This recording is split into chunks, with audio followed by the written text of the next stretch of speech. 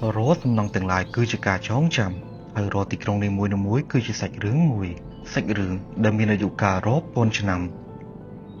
ការសាងសង់ប្រាសាទអង្គរវត្តមិនមែនត្រឹមតែជាការសាងសង់ប្រាសាទមួយដ៏ធំមហិមានោះទេ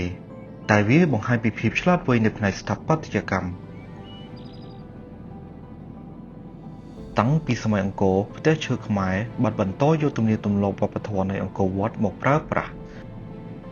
រចនាសម្ព័ន្ធលើកខ្ពស់ការពារទឹកជំនន់ទិសដៅតាមថ្ងៃខ្យល់ការតុបតែងលម្អដូចជាចម្លាក់នាគនិងផ្កាឈូកស្ថាបត្យកម្មទាំងពីរប្រភេទនេះជាការឆ្លុះបញ្ចាំងពីឋានានុក្រមសង្គមរស់នៅ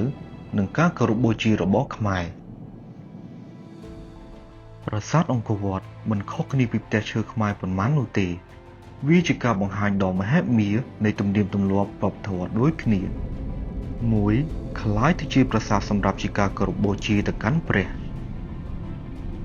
ឯមួយទៀតជាផ្ទះសម្រាប់មនុស្សប៉ុន្តែទាំងពីរនេះកើតចេញពីទស្សនៈខ្មែរដូចគ្នាចំណេះដឹងផ្នែកវិស្វកម្មនិងការងារហត្ថកម្មផ្ទាល់ដែលបុព្វបុរសយើងបានធ្វើដោយដៃបច្ចេកទេសខ្មែរនិងសម្រស់ស្ថាបត្យកម្មដែលរស់រានមកដល់សពថ្ងៃនេះកេរដំណែលដ៏ស្ថិតស្ថេរនេះចាប់ពីសំណង់ថ្មដ៏មហិមារបស់ប្រាសាទអង្គរវត្តរហូតដល់ផ្ទះឈើខ្មែរដ៏សាមញ្ញបានបង្ហាញយើងថា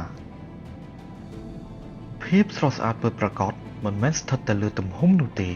ប៉ុន្តែស្ថិតលើការផ្សារភ្ជាប់អតីតកាលមកកាន់របៀបរស់នៅនាពេលបច្ចុប្បន្នស្មារតីនៃស្ថាបត្យកម្មខ្មែរនៅតែបន្តកំណត់អត្តសញ្ញាណនៃវប្បធម៌របស់យើង